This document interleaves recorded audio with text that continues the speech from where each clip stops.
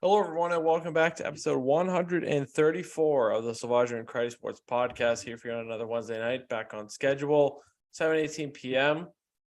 A heavy NFL-centric episode with a little bit of hockey and a little bit of basketball sprinkled into moments of the week. Jam-packed show for you here tonight with all the craziness. Like I said, with the NFL stuff for the majority of the show. But before we get into the moments of the week and all that good stuff, Ryan, how are we feeling tonight? What's the Ron Burgundy line from Anchorman? I'm in a glass case of emotions right now because I've got some differing feelings on a lot of things tonight. Obviously last week, or a couple days ago, being in the Thursday show, if you watched it, listen to it. I think I posed the question, is it time to panic with the Celtics? Spoiler alert for my moment of the week. I am in full panic mode for the Celtics. I asked the question last night on Twitter, is it time to panic for the Bruins? Because they have not played well of late. I think some people are a little less worried about the Bruins than the Celtics, of course. And then, of course, the NFL, as you said, there's a ton of going on in free agency, and the Patriots aren't really knocking the doors off of anybody right now. So I think there's a little bit of panic there. Maybe that's the theme of the night, at least for me. I don't know if you differ or not, but other than that, I guess I'm doing okay, to say the least. Yeah, I mean, the Celtics is the most tough situation right now, I feel like, but we'll see what happens. We'll see what materializes out of our discussion topics tonight. My moment of the week is a quick one. I really liked the integration of animated hockey last night with the Rangers and the Capitals with the Big Greens Classic. I thought that was cool. I was kind of hoping for a line brawl to see what that would look like. That would have been just a bunch of bodies crushing against each other. Yeah, it kind of reminded me of something you'd see in like an old ESPN 2K NHL game back in the day, or like. It was funny seeing like people celebrate and kind of like dance on the bench and all that fun stuff. And I saw lots of tweets from like people like media members and fans who are parents on Twitter who said their kids were like glued to the screen. So I guess that's good for the younger demographic, and just it's kind of like the NHL's version of the slime games in the NFL to an extent. So I liked it. I thought that was really cool. I thought it was worth highlighting in moments of the week.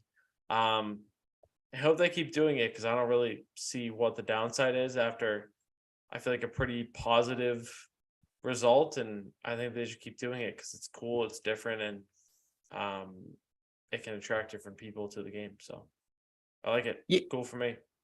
Yeah, obviously I didn't watch any of the game. I just saw some of the stuff on Twitter, and it kind of to echo your thoughts. I saw a lot of the same thing. Like you said, it was a lot of positive results to it. And I was going to bring up the same thing you did about how it seems like obviously the NFL, it seems like hit the home run with, like you said, the slime time games and a younger audience getting involved in that and watching that. It looks like the NFL's kind of caught fire with that as well with this game. And you're right with you. I think they'll probably do more stuff like this. Like you said, it seems like it got a pretty good showing across social media and stuff like that. I wonder if like the NBA or, the MLB tries to incorporate something along the lines of this type of thing with how well, like you said, the NHL and the NFL have seemingly caught on with these, animated games, or more so, geared towards the younger audience, which, like you said, obviously growing the game is important. And it seems like I said, they've hit a home run with both these type of things now.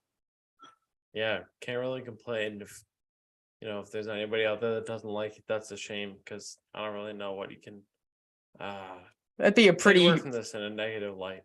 Pretty weird thing to get upset about. It's not like the game was just solely like in that version, that animated version. Like I saw a TikTok video where the guy was watching it on his laptop, or I think they had it at points side by side, like the actual game with the animated version of it. So if that's something you're going to complain about, or like this, it's just typical rain on your parade type of thing. Like you have nothing else better to complain about in life than to get mad about an animated hockey game that was geared towards children. Yeah. No complaints. All right. Fair enough. So you're not going to complain. I will, again, about a completely different topic. Like I said, I spoiled my moment of the week a little bit in the lead up to it. But like I said, I am, after watching the Houston, I don't know how much of the game you caught on Monday night between the Celtics and the Rockets. A lot went wrong in that game for the Celtics, and it has me more so on the side of absolutely panicking now than I was, like I said, 4 or 5 days ago when we did this on Thursday. Because like I said, a lot went wrong. You had just an abysmal 3-point shooting night, which is obviously the Celtics. That's their staple, their offense. They go 2 for 42, which we've talked about this before. If the 3-pointer's not working, maybe change up the offense a little bit, maybe try to go to the basket more, settle for some pull-up jumpers, some elbow jumpers, stuff like that. You have big bodies that should be able to go to the basket. They didn't do that either. I think I looked up the box score at one point, and I think in like the third or fourth quarter, Tatum, Brown, and Brogdon were the only guys who had gone to the free throw line. So obviously something needs to change there. Just as a whole, they were outplayed by Houston. Again, if you missed it, the Celtics in these bad losses, they tend to lose the turnover battle. They did here 14-11, lost out on fast break points, 11-9, allowed 15 offensive rebounds, which we talked about a couple weeks ago, or maybe last show. You're starting to see that not having Rob Williams on the defensive side of the ball is killing them. They don't have any rebounding, which is wild to me when you have guys the size of Tatum and Brown, Al Horford. Grant Williams isn't playing at all for some reason anymore. We talked about him last week. I said, he's a guy you need to get going a little bit. They just continue to not play him. He's struggling to find a role. I'd have to think he would help in the rebounding department. So getting him out there, even if he's in a funk, just to do that, that would help a lot. And then the crazy one too, Houston had 27 assists to Boston's 19. You saw a lot of, again, the ISO ball, the, play by yourself type of thing. You had a bad night from Jason Tatum, which is becoming, I don't want to say the status quo with him, because he's had a good season, but like you're having these games where Tatum comes out and just can't get anything going early, and that affects his game as a whole all night. He finishes with just 22 points on 8 of 22 shooting, 2 of 10 from deep. Of course, it was the Jaylen Brown show, and it needed to be for the game to be close. And Tatum, of course, misses the layup at the end of the game, which he's doing this a lot too, going up for these layups it's a lot of people have been talking over the last couple of days of seeming like he wants to get fouled instead of just hitting the bucket, which to me, I'm like, why don't, again, you're 6'9", 6'10", go up and dunk the ball, go up with some authority, like you want to go up and score.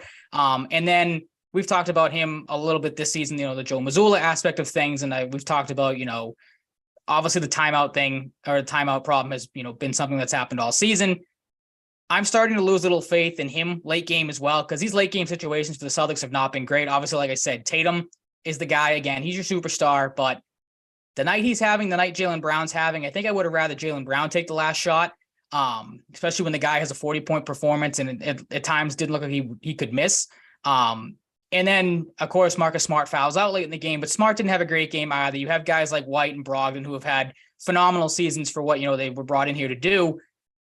I don't know if it's too crazy to say I would, at this point, much rather see White and Brogdon or both or either one of them out there late in the game over Marcus Smart, because Smart's not doing it for me of late. I think I saw a tweet today. He said it himself that his defense has been lackluster of late, so he knows he's struggling. But again, it's all snowballing for the Celtics team. Things are, I don't want to say fully falling apart, but that's kind of the direction this team's in right now. They seem like they're in a free fall.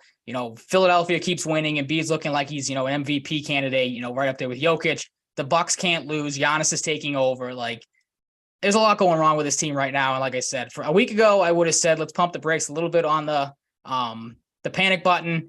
After a loss to a Houston Rockets team that's now just 16-52, I think you're fully in good shape to say there's a lot of panic that should be, around this team, because they're not playing well and they don't seem to be fixing any of their problems.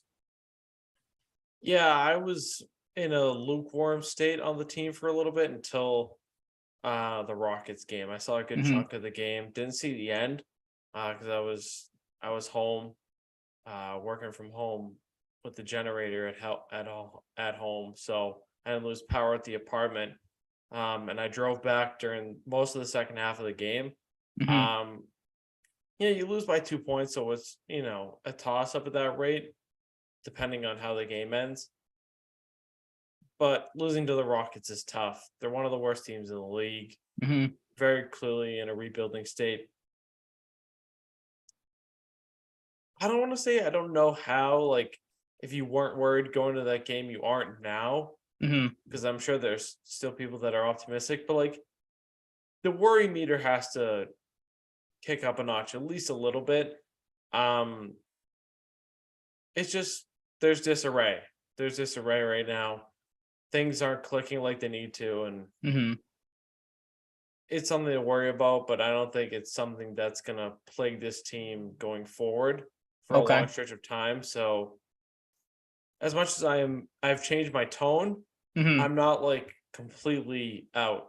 You're still in the somewhat wait and see mode, but it's more, I feel like, leaning towards like, okay, now we're starting to get into some problems here, and I might come off my wait and see. And if the panic button's up here, I'm like slowly inching towards it.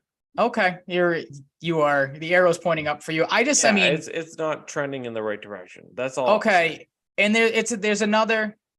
Let's wait and see type. Not really. I don't know how I want to describe it. But obviously they're playing Minnesota tonight. Minnesota has not been a good team. They've underperformed this season. I don't think they have Karl-Anthony Towns. He's been hurt. So again, on paper, it's a game you should win. Because I think Minnesota is either a game or two under 500. Or they're kind of on the cusp of being in the playing game. I can't remember exactly where they are in the standings. But again, looking at the rosters up and down, looking at the two teams, the seasons they've had, the Celtics, this is a game they should win tonight. I can't believe we're sitting here on March 15th and we're still talking about the Celtics just continuing to play down to their competition. Because like you, I caught the end of the game on the radio broadcast coming home from work. And I think they talked about it. Cedric Maxwell, I think, was the one that pointed it out that he said, at times it looked like to him that the Celtics just came out in that game where we're just playing, a freestyle type of game, a practice type of game where it didn't look like they even were invested. That's a huge problem. Again, like we talked about this last week, that this team, and I said it, should be able to run these teams over. Like, I get it. You're playing competitive games with the Cavs and the Knicks, who are middle of the pack fighting for, some better playoff seeding. So they're going to give you their best efforts. You said it yourself. Houston is the second worst team in the NBA. Detroit has just 2 more losses than them. They're fully in the Wembanyama sweepstakes. Like, this is a team, I get that they're going to come out and try to salvage some of their season, but this is a team you should blow off the floor by 20 points, and the game should be over by halfway through the third quarter. And you should be, resting these guys, these starters for the Celtics, getting them ready for a playoff run. I like I said, I just can't believe we're sitting here and this is the same thing we talk about. It seems like with this team that they just can't ever seem to put away these bad teams or even get up for these games where they just come into it like, oh, well, we're the Celtics, they're the Rockets, we'll coast over them by 20. That hasn't been the case. They need to figure that out sooner rather than later, because obviously I think there's 13 to 15 more games left. I meant to look at the schedule to see how many games are left, but this is something, playoffs are coming up. You're not going to get these bad teams anymore. You're not going to get these cupcake games you should be winning. They got to figure something out. And again, right now, I don't want to say I don't have any faith in them just as a whole to figure things out, because I think they'll get it right down the stretch, but they're not giving you a ton to go off of right now in the positivity department. Yeah. I think my biggest thing going forward is it's gut check time for Joe Mazzulla. Mm-hmm. This is a team that's going to make the playoffs, but it's a time of adversity. Late in the season, I want to see how he wrangles the team together and gets them going. So this is a big. I think that's fair. Yep. Yeah, absolutely. I mean, you saw it last year at times with Ime, and Grant Williams had said, I think Tatum brought it up too before in post-game interviews, where if they had stretches during the game where they were playing bad, he wasn't afraid to tell them, you guys basically suck right now. Figure it out. That's I don't know if it should be. I know. It's absolutely. It's a different, mindset for every team. Every team, there's different approaches and different guys in the locker room. You have to find a balance, but there's certain times where you got to acknowledge that you suck. Jim Montgomery does it with the Bruins. Absolutely. Yeah. That's why they've been so successful, obviously, but they'll lose, they'll win 7 games in a row and then lose 1. And he'll be like, we sucked. We need to fix everything. It's the world's ending. Yeah. Yep. Yeah. And then they'll fix stuff. Mm-hmm. But we'll talk about the Bruins later. But it's an interesting parallel, 2 new coaches. I have faith in Mazzulla. I don't really have a reason this early in his tenure not to have faith in him. Yeah, I'm not ready to write him off or anything. Don't get me wrong. But yeah, I'm with you though. It's a very back and forth type of mindset right now for me. Absolutely. Yeah. I'm with you too. I'm glad you brought that up because I think, like I said, you can kind of start pointing the finger at him a little bit. I don't want to say, getting into the discussion of is he the guy or not, because you and I are both in agreement. We think he is. But I'm right there with you. This is not up or shut up time. But again, gut check, I think, is a good word you use to describe it. We've seen a little bit of late. There was a game a couple games back where he was smashing a clipboard, was questioning some things at the end of the game a couple nights ago, talking about just the effort as a whole. So I think you're starting to see a little bit of that come out in him. Okay, pressure's on. Maybe I got to change some things up here. If that continues and they maybe right the ship a little bit here again tonight, good gut check type of thing. As you said, I'll feel a little better, hopefully, but they got to string some of these games together where, you come out, you play these teams like you're supposed to and go on a little bit of a win streak here to close out the season. Cause obviously it goes without saying, you don't want to go into the playoffs, as people like to talk about, they limped into the playoffs. Milwaukee's surging right now. Like I said, Cavs are still playing pretty good and Philly is right on your heels. I think Philly has the same amount of losses as the Celtics do and just 2 less wins. So they're right there as well. They're surging. You got to figure something out because obviously you don't want to go into a free fall before the playoffs start. Yeah, I agree. One parting Celtics note, I will leave the people, anyone listening live, that's a betting man or woman. I'm riding with Derek White over 4.5 rebounds, Jalen Brown over 35.5 points, rebounds, and assists, and Celtics money line. So if you want to win some money with me, Jump on that. jump on that. Can't say I'm a basketball betting expert, but I feel good about it tonight. It's just vibes. If you want to ride with me, ride with me. I have a couple in now, but I don't know. I can't remember exactly what they are. Basketball, I'm in an exploratory stage with basketball betting. I want to learn some more and see what happens. But I think that's gonna wrap it up for some quick basketball talks and moments of the week. We'll get to the main subject matter with Patriots and football talk. Most importantly, to start, the last week cycle of news, Devin McCourty retired from the NFL, joining his brother in the world of retirement and potentially media. I wouldn't be surprised to see both of them in the mix. 13 NFL seasons with the Patriots, 3-time Super Bowl champion, 2-time Pro Bowler, awesome player, great leader. We were in a stretch for a while these past few years where it's like, who's going to stay between him and Slater? These big time leaders getting later in their careers. Slater sticking around. Devin McCourty is hanging up the cleats. I'll say a definite Patriots Hall of Famer. I don't know if he's a Pro Football Hall of Famer. Right there with you. Yep. You can make the case, but I don't think it'll happen. Definitely a fantastic player, winning 3 Super Bowls. Definitely puts you in the mix at least. But a fantastic player, a true pro, a real leader for the team, and an example for guys present and past that have come through to learn from his leadership, and one of the more stand-up guys we've seen with the Patriots in the last 2 decades for sure. Absolutely. Yeah, absolutely. And I think obviously, like you said, great player on the field. Just for me personally, I feel like his loss is going to hurt more in the locker room. Obviously, just because you're in a transition period right now. There's no doubt about that. Obviously, there's a lot of questions surrounding this team and more brought up. So today, as we'll get into a little later with all the moves they've made and stuff. But like, you obviously lose Slater, as you said. Slater came back. You lose McCourty. That again, that's gonna hurt in the locker room. Who steps up as a leader moving forward? Who knows? But like you said, I'm right there with you on the thought that maybe not Pro Football Hall of Fame per se, but definitely first ballot, if that's even a thing, Patriots Hall of Fame for sure, just because of what he meant to the organization and what he was able to do over his 13-year career with the Patriots. Yeah, he was just the best. Really, not a lot to complain about. Things, he struggled a little bit at times this year. He showed his age, but overall, a really solid contributor, a leader. Field Yates had an interesting note about McCourty. While he is retiring, the Patriots tacked a year onto his contract at a minimum value, which is $1.165 million per source. This is a cap tactic that creates $5.035 million in 2023 cap space while pushing, $6.2 million in dead money to 2024. Presuming the retirement is officially processed after June 1. The Saints did this with Drew Brees in 2021, as others have in a similar situation. So he's even helping him out in retirement.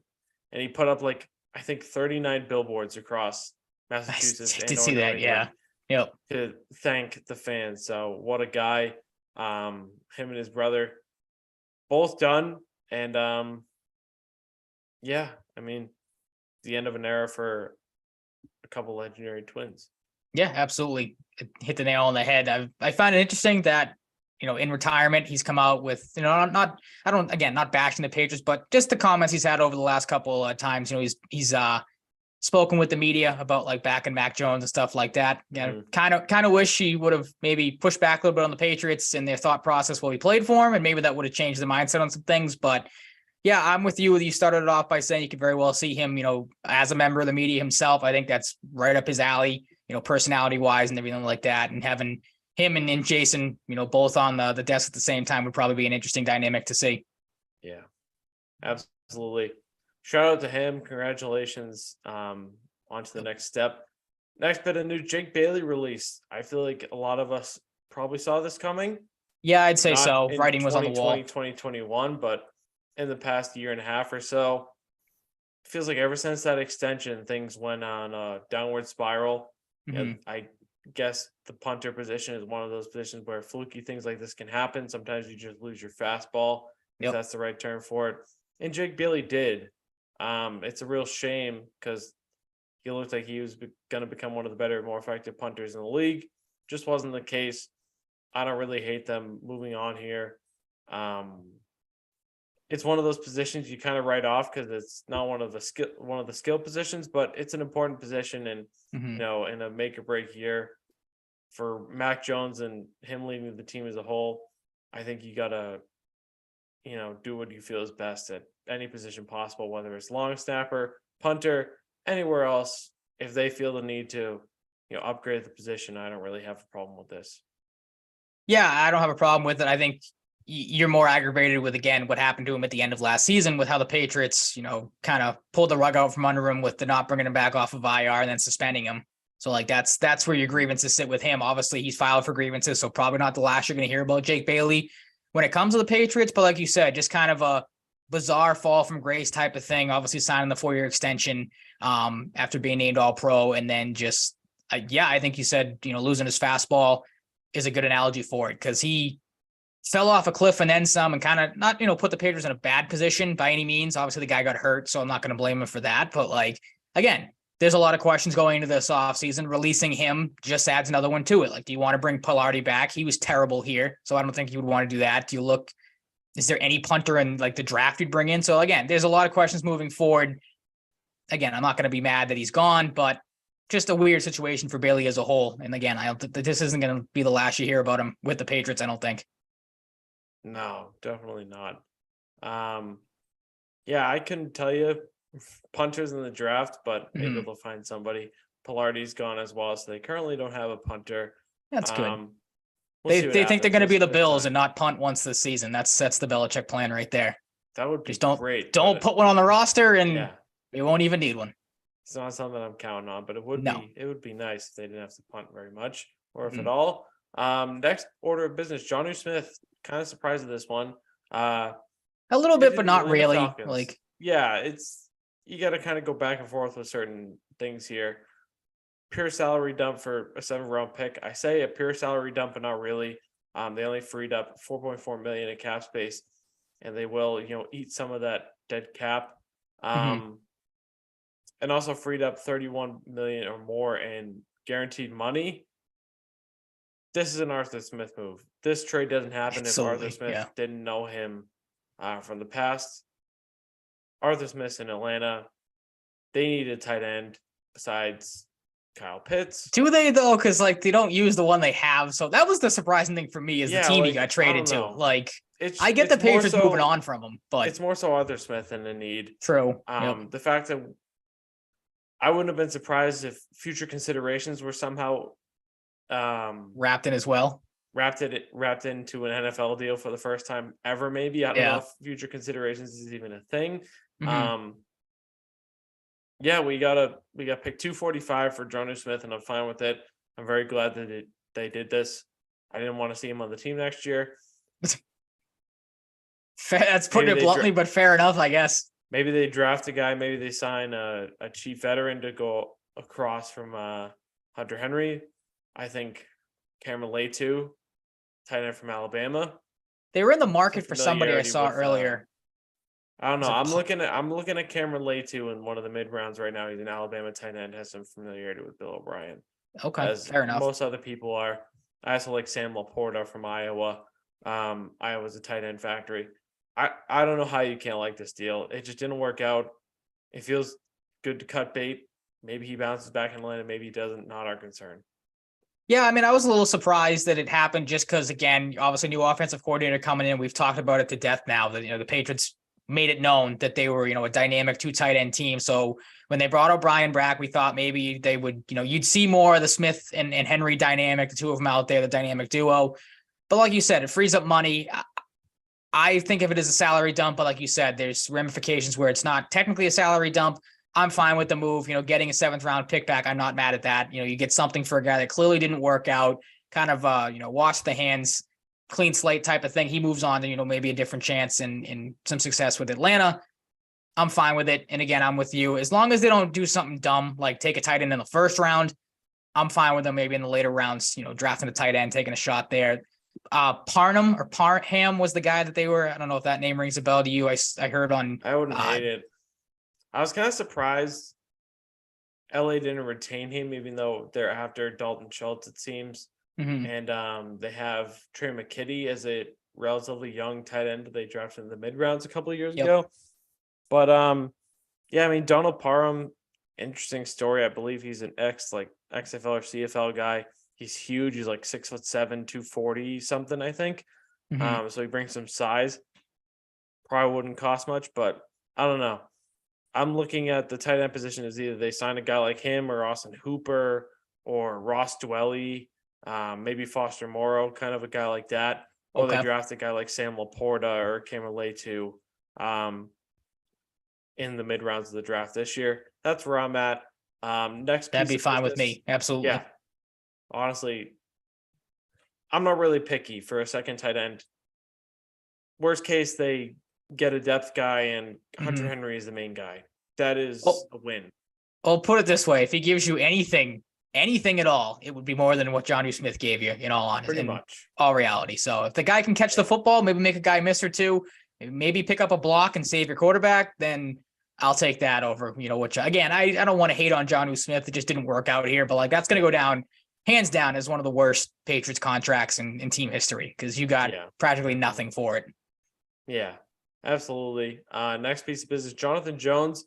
Some people think of him as a corner. Maybe he has some safety flexibility this year. He's brought back on a 2-year deal, 2 years, $19 million base value.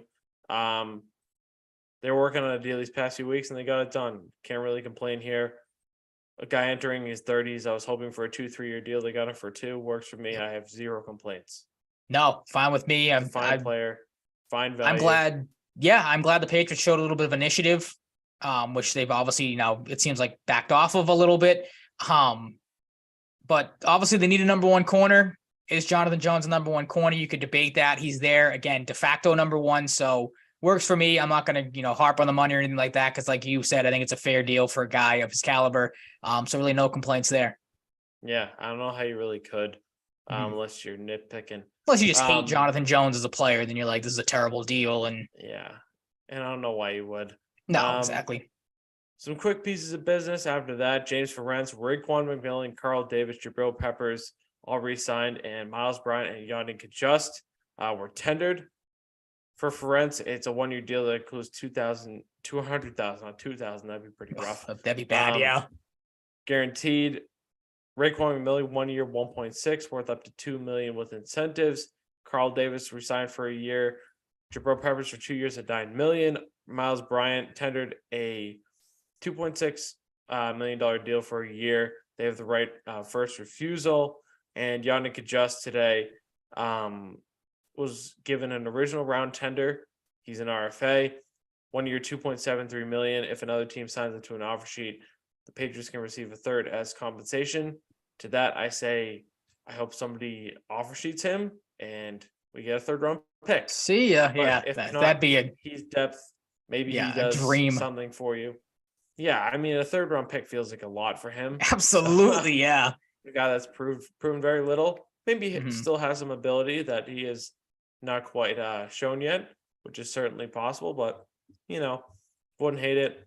Just quick, tidy pieces of business. I don't know if you have any overall thoughts. I feel like there's not really a whole lot to say in depth, but, not really. I mean, up some depth. Yeah, the two that stand out to me, obviously the Peppers one, that's a bigger move now with no McCourty. So he's going to slot in as one of your more important safeties now moving forward. The Miles Bryant one, I mean, there's just been so many chances to let this guy walk away, I feel like, and they just keep bringing him back. I don't get it.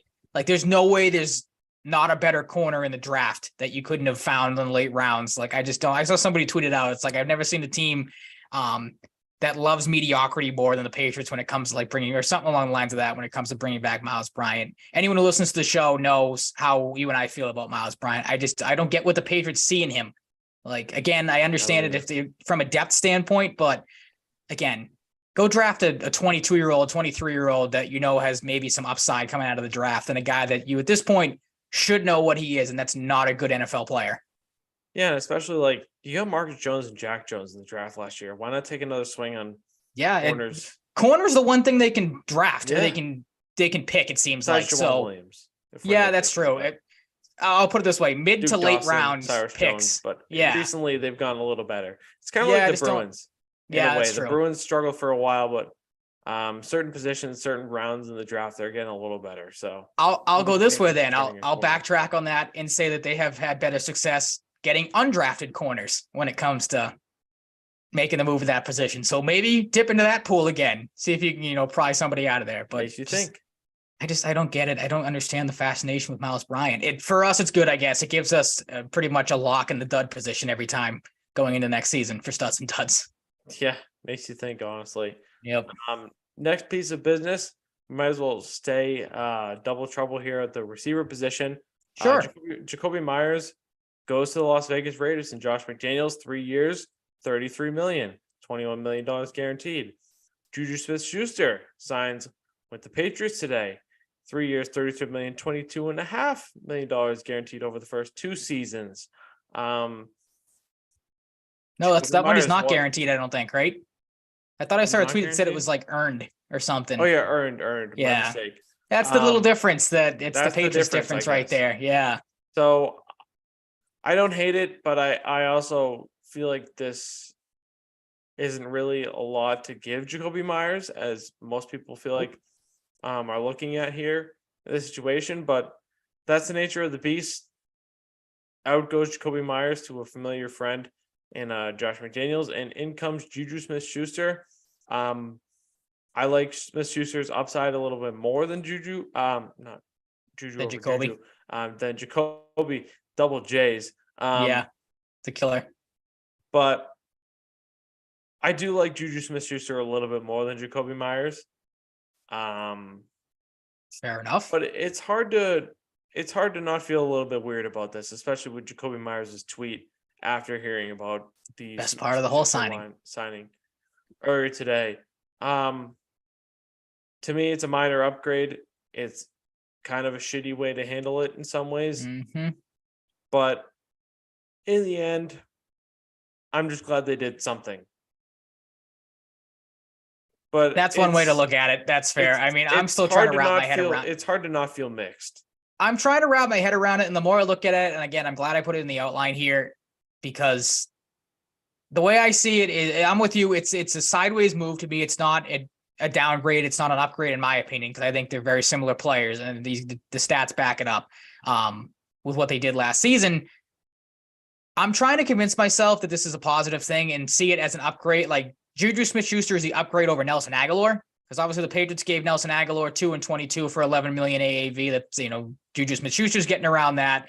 So hopefully this is the improvement over Nelson Aguilar, and something else is down the line to be an improvement on Jakobi Meyers leaving. I don't think that's going to be the case, as we'll get into probably in a little bit with, the rumors that have been swirling, what the Patriots don't look like they may and probably won't do. It's a killer for me though. Like I don't hate Juju Smith-Schuster. He's a decent wide receiver, but like, again, with all the questions you have this offseason about the Patriots, you let a guy go that you pretty much knew what you had in him.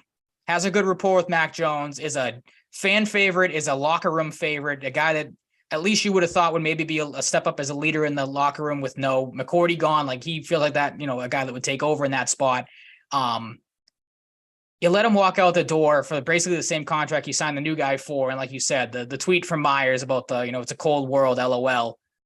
I think that sums it up perfectly. Like, I don't know why the Patriots wouldn't want to bring a guy back that they know what they have in him, know what he brings to the table, over a guy that, had a nice season with Kansas City last year, but had to go to Kansas City to, revitalize his career and play with the best quarterback in the world. He put up good numbers last year with Patrick Mahomes. I don't know if he's going to be able to, redo that with the Patriots this year, because obviously different style of play, different quarterback play. There's a lot of factors in this. I can't wrap my head around it. Why you just wouldn't. If you're going to give out an $11 million contract, why wouldn't you give it to Meyers? Like, again, you know what you have in him. It's a frustrating way to look at it. Maybe, there was Meyers didn't want to be here, or just, had come to the point where he's like, if I get a contract from somewhere else, I'm going to go. Because he had some interesting comments that I wanted to get your thoughts on with Josina Anderson when he signed the deal, saying it's hard to turn down Las Vegas when you look at their offense, when you look at their coaches. They wanted me. I wanted them. Unfortunately, it didn't work out with the Patriots. I put a lot of effort in my time there. I appreciate them, but God works in mysterious ways. I'm blessed. To me, really quick, when you look at their offense, you look at their coaches, I feel like that's a little bit of a dig towards the Patriots. Like Vegas has a better offensive structure. Vegas has better coaches right now. And then, they obviously wanted him to be there. That's how I take it. I don't know if you feel differently or if it's just kind of a throwaway line for you. It's a throwaway in a way, but it's definitely a little bit of a I think dig. there's something to it. Yeah. Just a little bit. Yeah, that's really all it is to me. Okay. I think they got definitely a guy that can adequately replace that production for Meyers. But the thing that has me not thinking the sky is falling is I think without Matt Patricia and Joe Judge running the offense, I think we're going to get more from Kendrick Bourne. I think we're going to get more from Tyquan Thornton this year. I think you hope so. There's potential for very good potential for a receiver in rounds 1 through 3, maybe multiple. I can see them doubling down in the first 1 to 4 rounds, to be honest with you. Okay. Get really young and that's a bold take. Explosive at the position. Because look, Kendrick Bourne, there's no guarantee he bounces back. You're not bringing back Aguilar. Tyquan Thornton still needs to prove himself. I can see them taking some flyers, like a 4th rounder as a lower end guy, and then maybe you take a guy in the 1st or 2nd round that's more of a sure guy, like whether it's Zay Flowers or Jackson Smith and Jigba, or a guy in the 2nd round like Rashee Rice or Josh Downs, someone like that. I think there's options, and I think there's potential now to be a young, exciting receiving core, and we just can't forget about Devontae Parker too. If he can stay healthy, if he can, get involved more, if they can get him open more, he's a guy that can go head to head with a 1A, 1B thing with Juju Smith-Schuster. If things are handled right going forward, I think Mac Jones will have plenty of guys to throw to. But how much faith do you have in things? It's hard to feel like that's a sure thing right now. Yeah, I was gonna say, how much faith do you have in things being handled correctly, especially at the wide receiver position? The other thing too, I forgot. I can't believe I forgot to say too. My other thoughts on Meyers leaving, because I'm the biggest defender, I feel like, of them all, is I just don't see how Mac Jones takes this as a I get the band-aid of Juju Smith-Schuster might smooth some things over here, but again, Meyers with Mac's guy. We heard the interview with Mac at the end of the season talking about how much Jakobi Meyers meant to him and the team. Hopefully they could bring him back because that'd be huge. I can't imagine that goes over well. And obviously, maybe it's I'm listening to too much Felger and Maz and, the negative Nancy's that they are. But I don't know. I feel like maybe there's some slight towards Mac with this move from Bill Belichick being this was your guy. We don't want him back here to, just again, despite you after what happened last season. So it's also maybe they don't want it back despite Mac in a way, but they also have a different offensive coordinator. That's true too. Yeah, that's a different way to look at it. You have to tailor to O'Brien a little bit. Absolutely. Yep. I think it seems from Albert Breer and just from adding a skill receiver in general, this takes him out of the mix for DeAndre Hopkins, which I hate. I almost said the Coyotes. AC, they got the Arizona Coyotes and the Arizona Cardinals. Are looking for hefty compensation for DeAndre Hopkins. At this point, I'm out on DeAndre Hopkins. I was cool before this. Not really into it now. What do you consider hefty compensation? Maybe I just cut you off before you would answer that, but because I've heard some different things on what they consider hefty compensation. For a 1st-round pick. I imagine. No, that's what Yeah, hefty compensation is like a 2nd and a 4th or something like that. Which I might do for DeAndre Hopkins. Maybe. If they're just asking for no, not anymore. No. See, I still don't think. Again, I don't hate your thought process of that, but again, I just don't. There's just been scoring too many times. I don't trust the Patriots when it comes to drafting receivers early on. At this point, go ahead. If I'm trading for a receiver, it's KJ Hamler. Ugh. Jerry Jeudy. That's not the name I thought you were going to come up with. Jerry Jeudy is going to be too much. They're looking for that. I agree with. I wouldn't give up a 1st for him. Yep. I'd be more out on him if the legal troubles were still in effect, but it seems like those charges have been dismissed. So there's that. Courtland Sutton, there's injury troubles. There's inconsistency. I'd love to know what the price is for him. If you could get him for a third and a seventh, maybe. Okay. Any more than that, I'm good. There's injury trouble. There's inconsistency. He struggles to stay on the field. I don't like the player enough to take that on. I think KJ Hamler has been buried there. I think he's a guy that could be a really solid 3, maybe a fringe 2 at some point. And I don't think he would cost so many much of those, though. I don't think he would cost much at all. I think there's untapped potential more so than really anybody you could get on the trade market for a receiver right now. Okay. I will say outside of this, he's not on the outline. Stay the fuck away from Robbie Anderson. Yeah, I heard reports there was some I would not give connection up there. a 7th round pick for him. That dude is cooked. He's fragile. He's not good. He's inconsistent. Hate him. You saw him quit on a bad team last year. Like, he's a quitter. I hate him. I hate everything about him. No Robbie Anderson. To me, if there's a trade guy out there at a reasonable price, it's KJ Hamler. That's it. Okay. See, I'm still, again, all the reports you hear about Hopkins, and again, it was maddening to see that the Patriots were not in on him earlier today when that, like you said, the Burt Breer report came out. You've heard, like you said, you had the hefty compensation quote. Jeremy Fowler of ESPN said Arizona wants at least a day 2 pick, so that becomes a second or a third. Like, if it's going to take a second or a third round pick to get Hopkins, I personally would do it. Like, I still think you need a legitimate 1. I don't see Juju as that. Like I just said, you have so many 2s, fringe 2s on this team right now. I don't disagree with you that maybe with the new offensive coordinator, you'll see an uptick from a guy like Kendrick Bourne, or maybe Tyquan Thornton will give you a little bit more than he did last year. You hope, because again, that draft pick will look terrible if that's not the case. But you got to go out and make a big move again. Like I said earlier, I hope the Juju move is an upgrade over Nelson Aguilar, and then you do something to get a legitimate 1 to replace Jakobi Meyers. Judy, first round pick again. I don't think I would go there. First round pick, a 14 I wouldn't. Plus. Yeah, I wouldn't give up Judy 14 plus for Judy. No. If he was more proven, yes, he's not. That is insane from the Patriots' perspective. If you're a team like maybe the Giants at 25 or a later team, yes. Then it makes sense. Yeah, yep. No chance.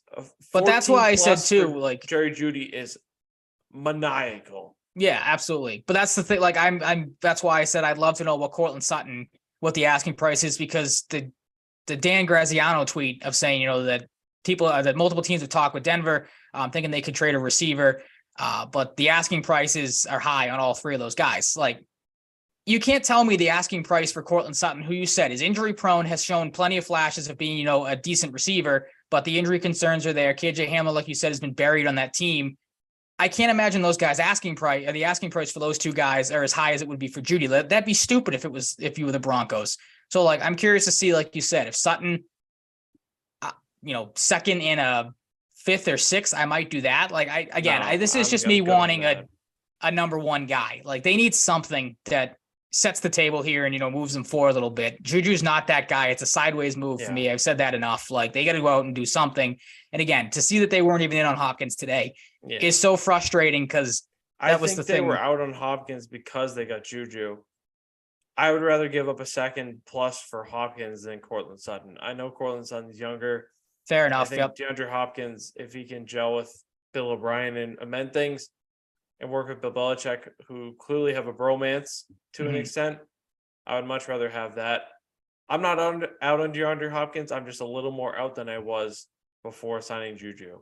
That's fair. Yeah, that's fair. I also don't think a Braxton Berrios reunion is out of the question. No, the amount of people that are kicking the tires on that, I find absolutely a joke. Like, he was a nice receiver for the Jets, but Bears. I like him going to the Bears too. It's not a bad spot. Yeah, they need some receiver help. That's for sure. Yeah, and he's not veteran status, but he can add like a change of pace guy like a Julian Edelman type that I don't think they have. So I like that for them. Onto the offensive tackle position, which is another position of stress for the Patriots this offseason. Calvin Harrison is the first off the board going to the Patriots. He's formerly an undrafted free agent signing of the Patriots. So he's excited to return and get back to work with the team that gave him a chance. So maybe, a guy playing for something more so than starting 7 games for the Broncos and being more of a rotational guy. I don't know. I think this is a cheap enough deal where like you can get some upside, and he's better depth than Kajust and guys like that. Fair enough. I don't hate it. It's 2 years. It's not a lot of money. I really don't have a problem with this. Riley Reef is kind of like a polar opposite in a way. Been around the league for a while, played for a few teams, has got a lot of miles on him. 1 year, $5 million, pretty much nothing. A guy that's definitely over the hill a little bit, but can play both sides of the line on at the tackle position. Good locker room guy, it seems, from teams he's played for in the past. I like both of these deals, but you still need to spend a first or a second round pick on an offensive tackle. But it's a start. I'm glad they're doing something. They are identifying it, but it's a start, and there needs to be more done. But yeah, I don't hate. I'm not like screaming, crying about either of these guys. They will be fine additions, I think. But yeah, it's got to be the start of something more. I wouldn't say I'm screaming and crying, but again, and this is just me being stupid, thinking the Patriots were going to do anything big in the offseason. Like, I was more so on the side of like, give me like a McGlinchey, an Orlando Brown type of guy that really solidifies. He's still out there. Well, that's a possibility. But like, give me one of those guys that solidifies that I can slot this guy in at whatever tackle spot they want to play him at, and you're going to be good for the amount of time you sign that guy for. Like, these guys. It's not shocking to me that I obviously didn't know anything about the Calvin Anderson guy. Then you look it up, and like you said, he's a former undrafted Patriot, cheap guy that they'll take a chance on. Again, I get where you're coming from, that they're decent starts. I was just hoping, like, again, you hammer out a well-known tackle that's on the market, and then maybe you build up that draft later on, or that depth later on in the draft at the position. They're seemingly going the opposite way. So yeah, I wouldn't hate them obviously taking a tackle, like a sure thing early on in the draft. But again, that just falls into me being dumb, thinking they were going to hammer out some actual money on one of these, bigger guys that have all but signed, it seems like, except for, like you said, Brown, who's still out there. Maybe you go out and get him. But at this point, I'm not counting on them doing that. I'm simply asking for one Paris Johnson Jr. or Broderick Jones in the first round. Yeah, I'd be fine with that. Absolutely. And or like you said, Flowers. Or Jackson Smith and Jigba, Yeah. Or Jordan Addison. Don't care. Just one of them. One of those positions, or one guy I think would really solidify the corner group for the future outside of what we have is Devin Witherspoon out of Illinois. If he drops to 14, I think Bill will take him. He is extremely physical. He's a freak athlete. I love Devin Witherspoon if they are to go corner position. But not to get on too much of a draft tangent. I feel like these are good starting moves. Yeah, absolutely. The one thing I was going to say, though, it's like the thing I was just thinking of is, okay, if you did say go out and get a DeAndre Hopkins, make a trade for him. Now it makes it pretty easy what you want to do with that 14th pick if you don't have to give it up. You'd probably go in the tackle department and see who's there and get that. Broderick Jones. Yeah, or the opposite. Jones on the left, Reef on the right, or Trent Brown on the right. Brown on the right. Or Riley Reef is a rotational piece. Yeah. Which is, look, Riley Reef his days are behind him, but him as a rotational tackle, you could be in a lot worse position besides him and Calvin Anderson. So I don't get how Calvin Anderson, I saw he's classified as a swing tackle. How you can be a swing tackle when you've played 438 snaps last year at one tackle position and 0 at the other.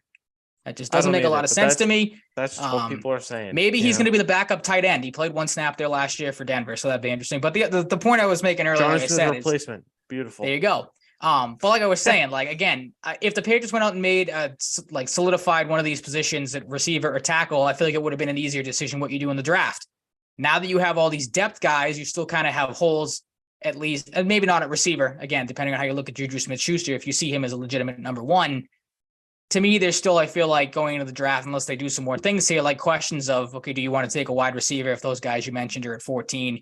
Do you take a tackle because you haven't shared a tackle spot with a legitimate starter yet? Like, again, there's too many questions about this team, and really, at least to me, none of them have been answered still. You're getting all these depth pieces, and you're not really improving, I guess, or moving. Like, you know what I'm getting at here? Like, it seems like you're kind of moving in, not in the right direction, I guess. You're moving sideways more than you are going forward. Well, everybody else around you is getting better. Yeah, I couldn't think of the word. Yep. That's the term. I think, that's pretty much going to wrap it up for our internal Patriots thoughts. Hopefully, yep, unless something else breaks. Doesn't drop right after, which would during. perfect. Yep. But we might as well just get into the big stuff across the league. If only people had access to the outline, they'd have a pretty good tracker on our end. The Bills to start. Connor McGovern, 3 years, $34 million. Nice guard upgrade there. Upgrade if, depending on how you feel about the player. Matt Milano, BC stud. 2-year extension for him. Assumption guy, Deontay Hardy, signs with him with the Bills from the Saints. 2 years, 13.5 with $5 million guaranteed. Jordan Poyer, thought of a potential Patriot. Yeah, that one stinks. Returns. That one stings. Would have loved him here. Love his toughness. He's just really solid, really consistent. And they doubled up on the Allens at the quarterback position. Kyle Allen has been signed as the backup. Case Keenum's gone. So go double Allen at QB. My biggest takeaway here is Jordan Poyer. Keeping him was huge. He's a leader in that group and a leader on the team. And it seemed like he was going to walk, but evidently now he took a little stroll. Didn't see anything he loved. Yeah, didn't like what he saw. Yeah, guys. So yeah, I'm on the same boat. I thought, and he's a little on the older side than the safeties that were on the market, but I feel like he would have been the perfect McCourty replacement for all the reasons you mentioned. Tough, physical guy that is looked at as a leader.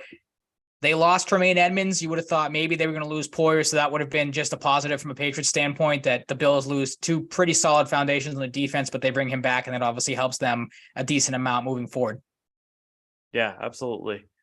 Staying in the division, Miami acquires Jalen Ramsey with the trade of the week.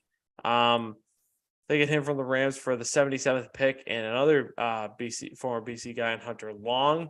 Joke trade. White. Yeah, joke trade. Joke trade. White, Patriots should have done it. Yeah, I wish.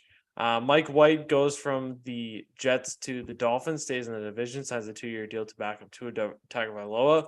Might see him in the mix if, Tua's health concerns continue to be a problem. Hopefully that doesn't end up being the case. David Long, underrated signing. I really like David Long. Signs a cheap 2-year, $11 million contract, fortifying the linebacker group.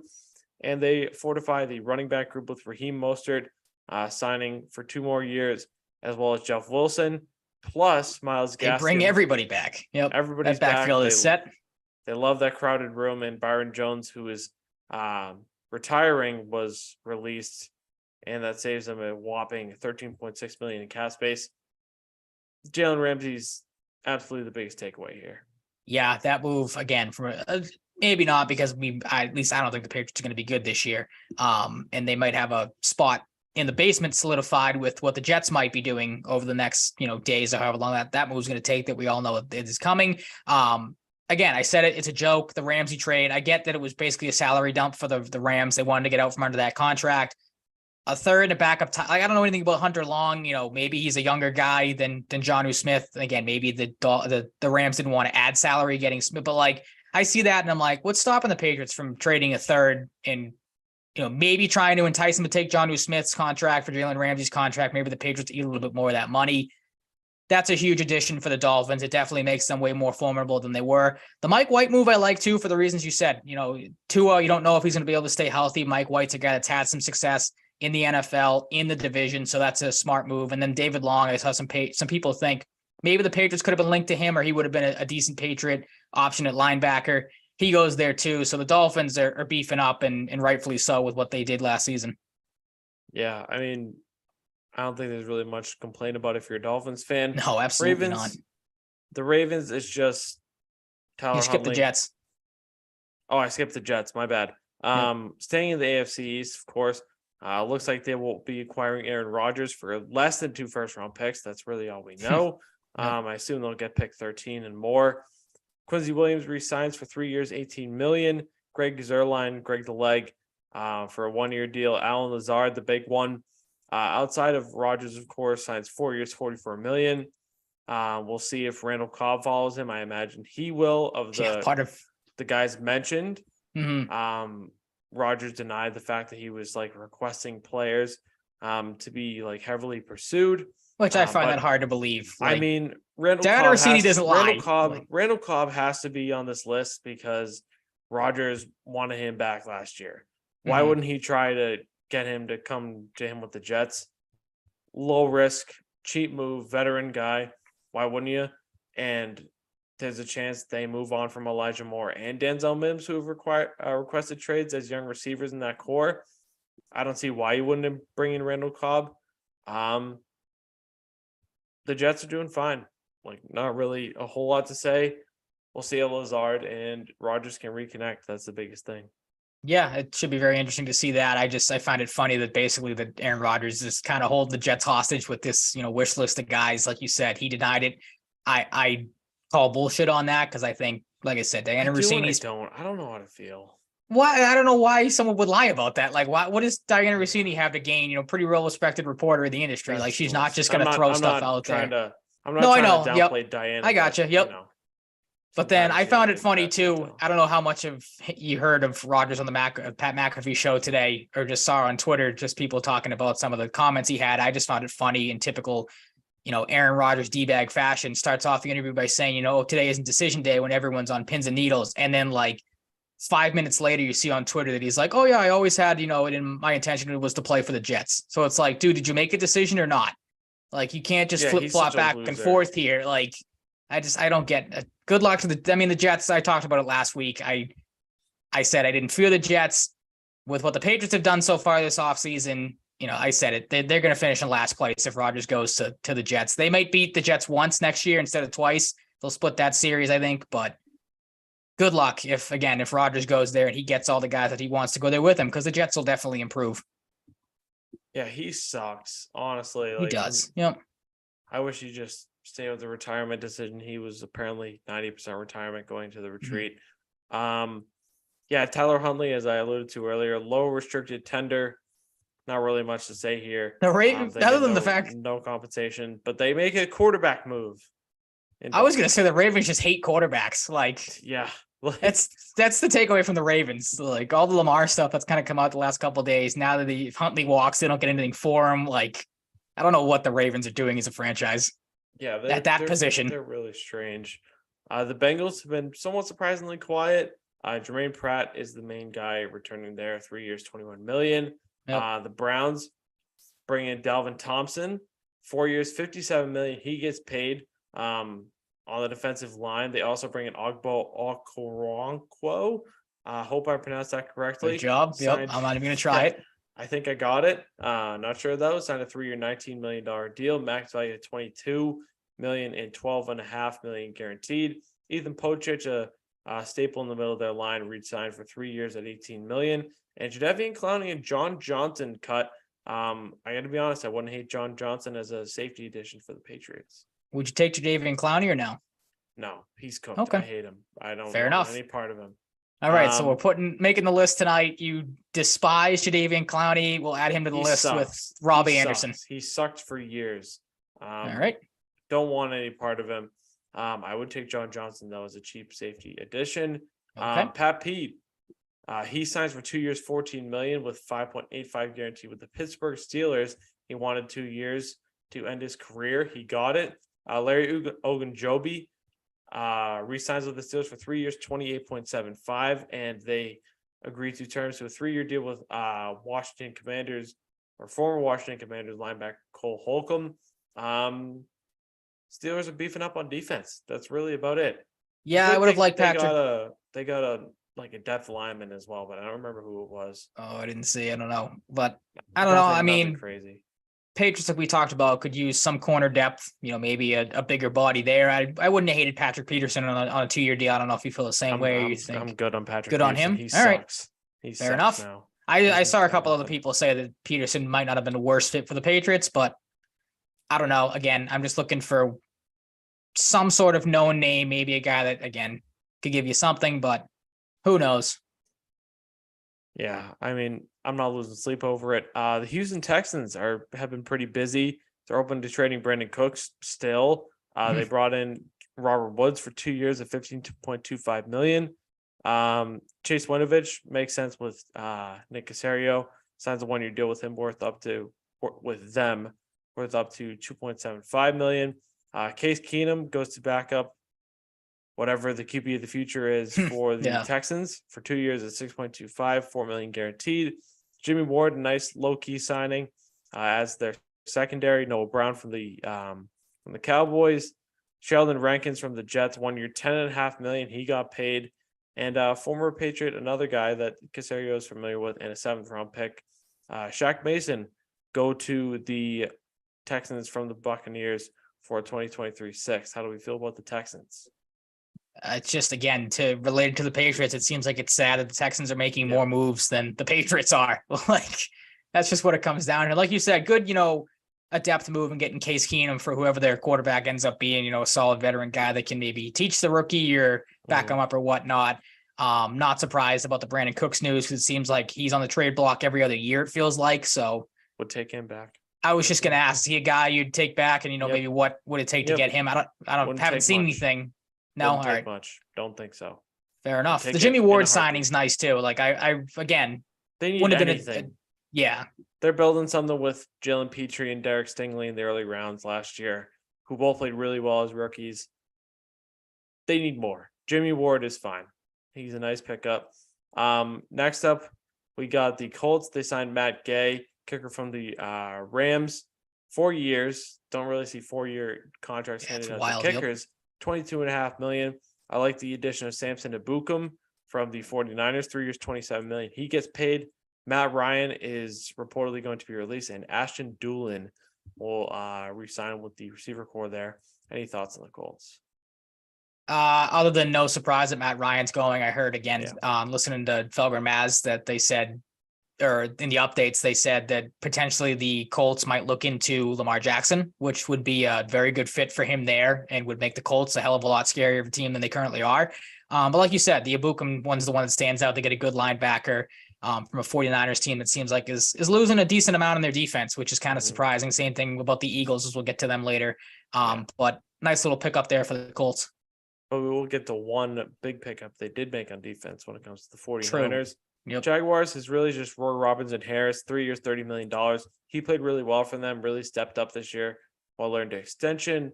A guy the Patriots were in the mix for that signed with the Titans, Andre Dillard, would have loved this. Maybe at a cheaper price. I think this is a little bit of an overpay, but he's a good young offensive tackle. He signs with the Titans for 3 years, $29 million. They also take another piece from the 49ers defense with Azeez Al-Shaair. He signs a 1-year deal worth up to $6 million. Any thoughts on the Titans? I would have been okay with Andre Dillard. Just the same thing you said. Like, this is a tackle that, the Patriots could have obviously used. You said maybe a little bit of an overpay, but that's what it seems like with all the offensive linemen and tackles that have been moving around so far this offseason. You're going to have to shell out some money to get one of them. Again, this was a guy that was jumped on early. Would have liked the Patriots to maybe do that, but they don't, as they didn't with the, a big name that the Broncos signed. In the same position. Like, it's just more of the same of guys that you'd like to see in the Patriots organization very quickly jump off the board. Yeah, it's true. Fair. Speaking of Patriots, in this case, former Patriots, Jarrett Stidham bounces from the Raiders to the Broncos for 2 years at $10 million, $5 million guaranteed. Ben Powers, I was surprised to see him get this much money. Guard from the Ravens gets 4 by 52 for $28.5 million guaranteed in the mix there. Speaking of the 49ers again, Mike McGlinchey, 5 years, $87.5 million with over $50 million guaranteed. Got to pay to get tackles. I think, pretty reasonable deal. He's a pretty good right tackle. I wonder if he has any left tackle flexibility. For BC Eagles, Zach Allen, a guy I would have loved for the Patriots to get, but I'm glad they didn't give up $15 million for him per year. That's a little bit, yeah. I think Zach Allen is worth around there, but I don't think they needed him bad enough to give that up. So I'm glad they didn't. Finds a nice spot in Denver, a team that, prioritizes the pass rush a lot in the past few years. So I think that's a good fit. Samaje Perine goes for 2 years and 7.5. And Alex Singleton signs 3 years, $18 million with $9 million guaranteed. The Broncos have been busy. I mean, you're trying to right the ship here, so I'd hope they'd be busy if I'm a Broncos fan. Absolutely. Like I said, alluded to earlier, the McGlinchey deal hurts because that was a guy I was looking at the Patriots to maybe go after. Was one of the bigger tackle names on the market. And then the Stidham one, to me, at the time, was surprising because it's like, oh, Stidham, he played decent for the Raiders. There was some questions of maybe they would sign a quarterback or draft a quarterback. And I thought, okay, Stidham would be a decent backup to have because, again, he looked decent with the Raiders. And then it made a hell of a lot of sense as why the Raiders did not want to keep Jarrett Stidham around. Yeah, I mean, certainly did. Can't really argue there. No. We'll get to why in a second, but we'll have the Chiefs first. Juwan Taylor, That one sucks Patriots, too. Yep. could have been in the mix on. I am very glad they didn't do this deal. I think not for that much money. This is a huge overpay, like mega massive overpay on Juwan Taylor. I think he is hardly worth $15 million. He gets $20 million a year with $60 million in guarantees. The Chiefs, you got to protect Patrick Mahomes. They're the Chiefs. They don't care. They just Andrew Wiley overpay guys and win Super Bowls. 3/24, who they replaced, with Juwan Taylor, would have been much better. I think this is the biggest overpayment of free agency. I think Juwan Taylor is fine. He is a guy that was kind of rough in the 2 years leading up to this, I think, at times. He played better with the Jaguars this year and, their resurgence. I think this is a huge overpay. I think he's worth around 15, 16, 17. They gave him 20 with $60 million in guarantee. They get Charles Omenihu as well, 2 years at a max value of $20 million.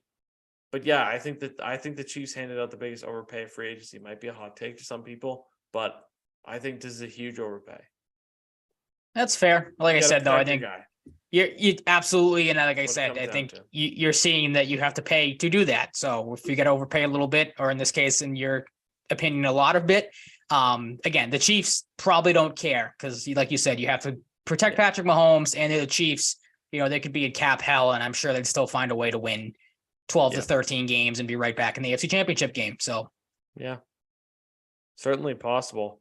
Yeah. Wouldn't put it past them. The Raiders make one of the biggest splashes in the quarterback market. Not with Derek Carr, of course, but Jimmy Garoppolo, 3 years, $67.5 million guaranteed. Total 34 guaranteed. Marcus Epps is one of the many subtractions from the Eagles defense. He signs for 2 years at $12 million with $8 million guaranteed. Josh Jacobs gets a non-exclusive franchise tag. Old friend Jakob Johnson signs a 1-year deal. Old friend Philip Dorsett signs a 1-year deal. And cornerback Brandon Facyson or Facyson, I don't know how you pronounce it. Facyson from the Colts. No idea. 2 years, $6.5 million. But to me, the Raiders still have some work to do. Yeah, I mean, it's a case of, taking the right steps forward. You need a quarterback. There are questions, like I said, they go out and get a guy that obviously Josh McDaniels is very familiar with. It just good to see from a, standpoint of the player. Good to see Jimmy Garoppolo getting a chance again after some up and down years with San Francisco and some uncertainty, with what his career is going to hold. Hopefully he holds up for them and, is able to stay healthy and play well for the Raiders. The franchise tagging of Josh Jacobs, not really a surprise after you saw what they did in free agency. Marcus Epps, a nice piece. Like you said, that defense needs some work. It's, I think, a nice stepping stone and a step forward to hopefully improving that team moving forward. And then I'm glad because obviously there were the reports the day he signed that Philip Dorsett, there was some Patriots linkage there. I'm glad that the Raiders are the team that took the chance on him because again, it would have been the Patriots scraping the bottom of the barrel. I know he had a decent little tenure with Houston there, but again, you don't go out and get a 3 when you have a bunch of them already. If the Patriots signed Philip Dorsett, I would have been just absolutely livid. That time is come and gone. Yeah, that's exactly it. It's just cheap depth, but you give him a chance. You can let him go somewhere else. No problem. The Chargers, Austin Eckler reportedly is testing the market for himself on the trade market. His agent's been given permission to seek a trade.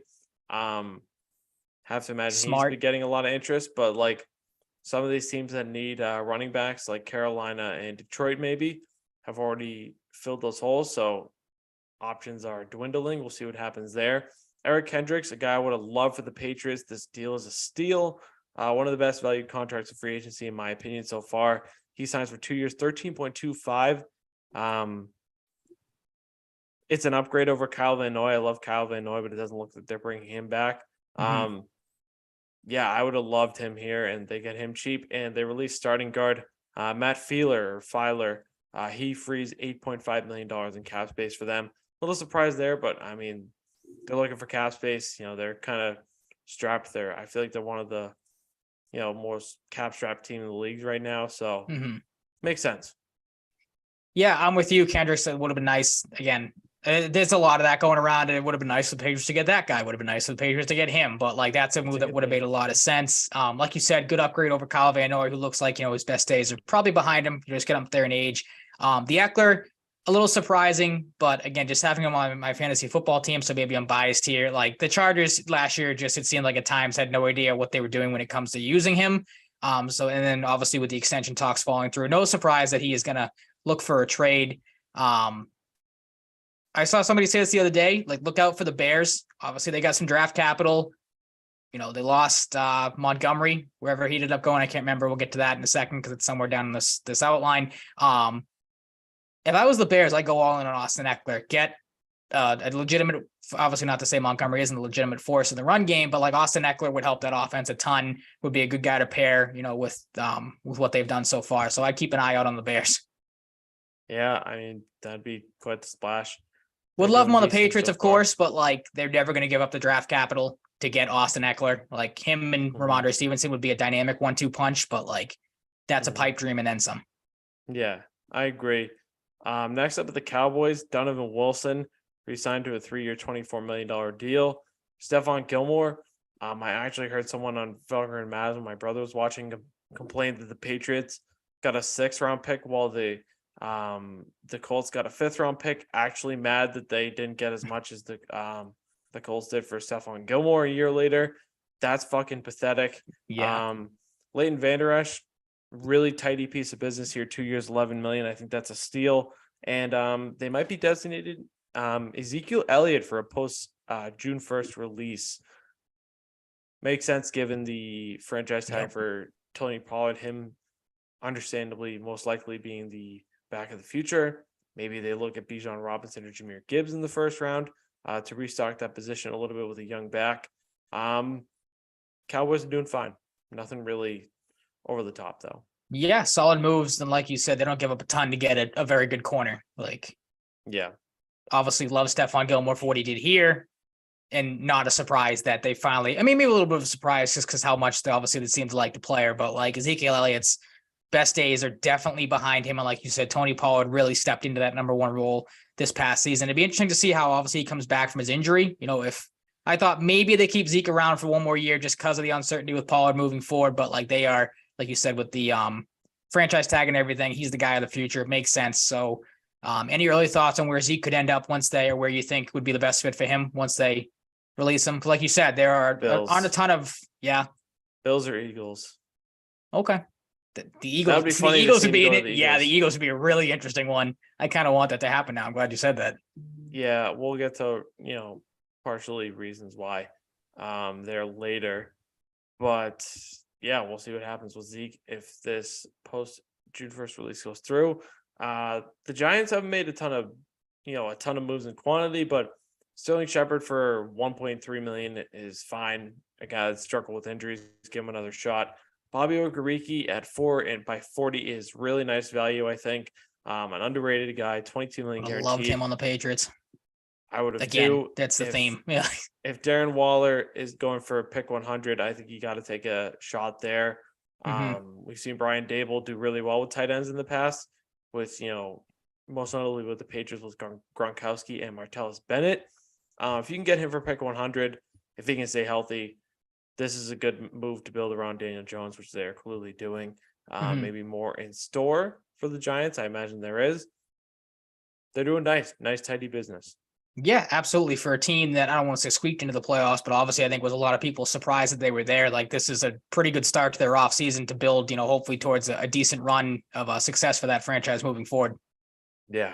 I mean, you got to start somewhere. Absolutely. You started with this season. You got to build on it. The Eagles, staying in the NFC Beast, re-signed Jason Kelce, who is not retiring. 1 year, $14.25 with $500,000 in incentives. Brandon Graham returns for 1 year. James Bradbury takes maybe a little bit of a discount, maybe not, depending on how you feel. $38 million with $20 million guaranteed and $6 million in incentives. Boston Scott, 1 year, $2 million. Rashad Penny, 1 year, $1.35 million. That's a fucking steal. Absolutely. If he's healthy, like crazy value. Talk about a take a chance type of deal. Sorry to cut you off, but like no doubt. Yeah, you can't complain about that deal at all. But maybe re-signing Scott and Penny takes them out of the mix. for a guy like Elliott, but I don't think True. it's 100% certain, but we'll see. I'm throwing him out there as a outside the box guy. Darius Slay is another guy supposedly slated for a post June 1st release, pushing over 13 million of his cap to 2024 and making the Eagles pay around 8 million this year. According to Twitter, AJ Brown and CJ Gardner-Johnson were not happy with this. Can't imagine that they are. So Yeah. I don't know why you would be. Veteran stud Fletcher Cox resigns for 1 year, 10 million. That's big given the fact that they're losing their best defensive tackle to a certain team we'll get to in a little bit. How do we feel about what the Eagles are doing? Because they're losing pieces on defense and it's 2 first-round picks. So very interesting. Yeah, I think I know where they're going with both of those picks in the first round.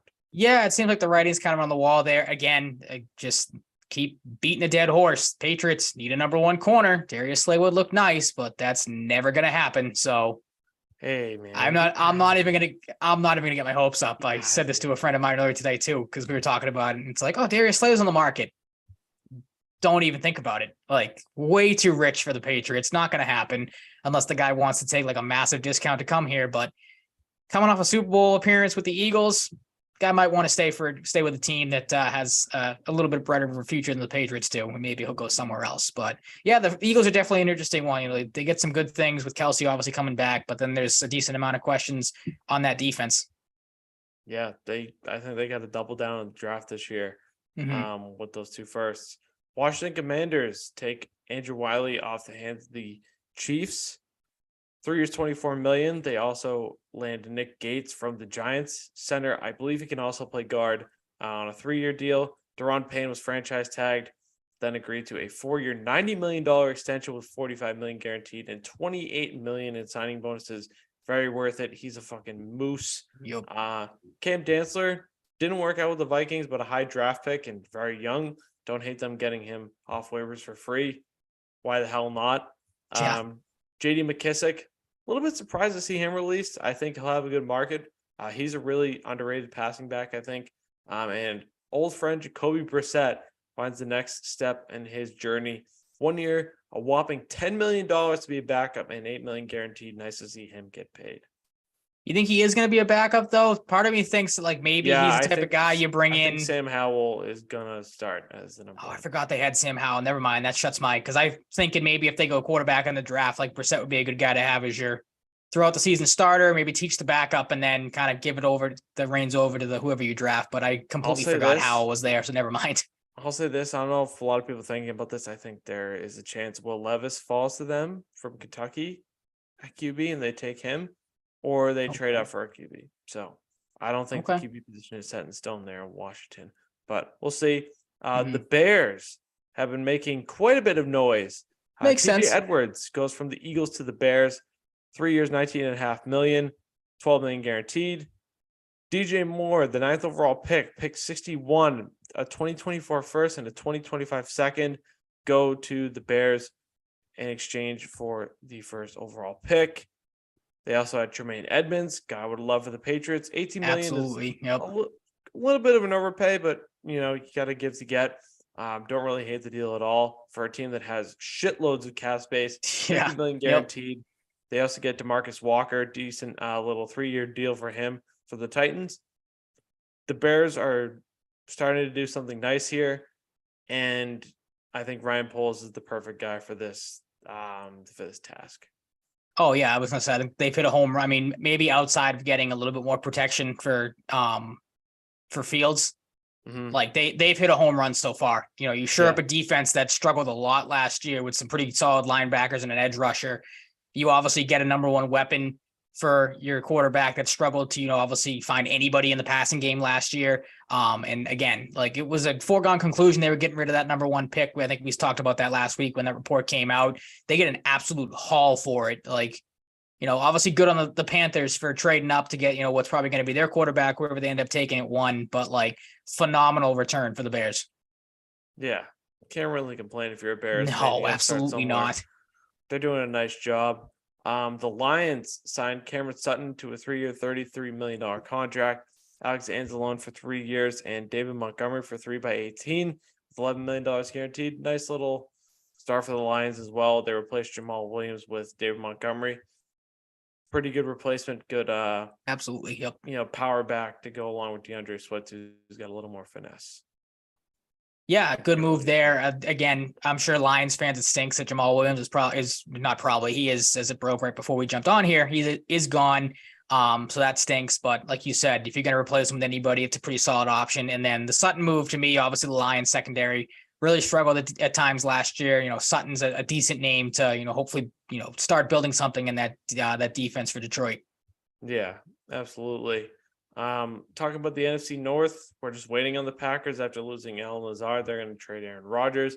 They retained Keyshawn Nixon for a year at $6 million, put a second round tender of $4.304 million on lineman Yosh Nijman, who was thought of as a potential guy for the Patriots. I don't think they'll put a second round tender on him, but guys monitor maybe. I don't know. Sticking with them, with the NFC North, the Vikings release Adam Thielen. They bring in Marcus Davenport. The Saints lost a lot on the defensive line, but also replaced these guys already. I think they'll target that in the first round as well. Marcus Davenport goes there for 1 year and $13 million. Josh Oliver earns himself a nice payday after a nice season, a little bit at times with the Ravens. 3 years, $21 million with $10.75 guaranteed. And another deal I think is really nice value. Byron Murphy for 2 years, worth around $22 million. I think he's pretty solid. Vikings are doing a decent job. Packers are just kind of in limbo.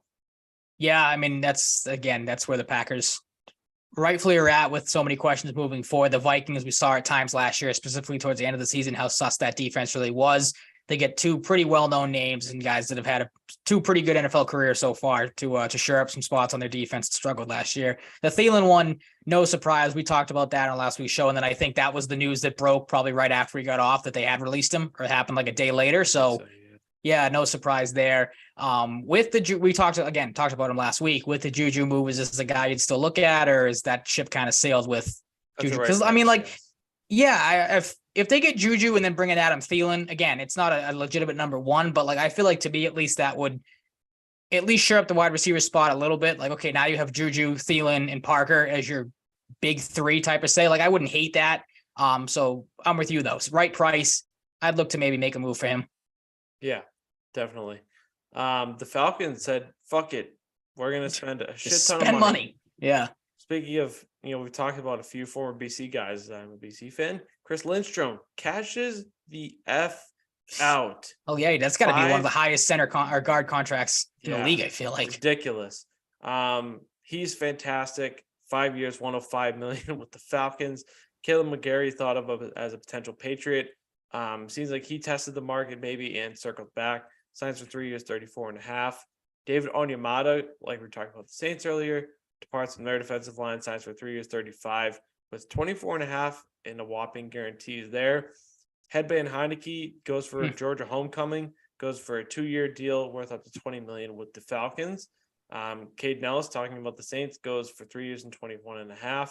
And Jesse Bates, 4 years, $64.02 million. I would have loved him here. Absolutely, yeah. Bates. Yep. I think he's maybe a top 3 safety in the league, top 5 at the very least. The Falcons said, we're done sucking. We're going to try and make some provisions here.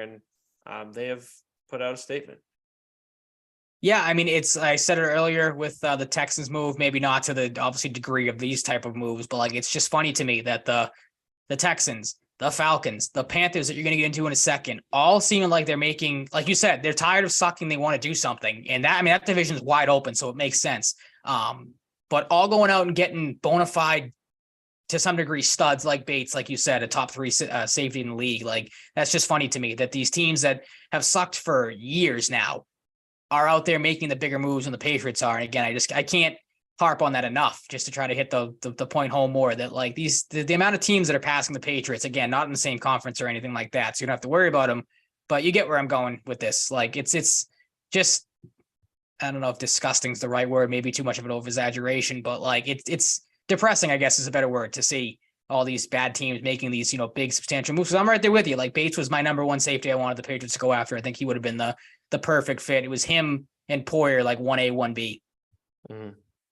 Yeah. The Heineke move's a good one too. Sorry to just keep throwing moves out there, but like that's a smart move too. Some, it is some 100%. questions there at quarterback. Is Ritter the guy? Like Yeah, Desmond Heineke. Ritter didn't necessarily give you a ton to go off of No, he last did year, not. so this is a smart, shrewd move. So I Absolutely. love Yep. headband Heineke. Please keep the tradition going in Atlanta.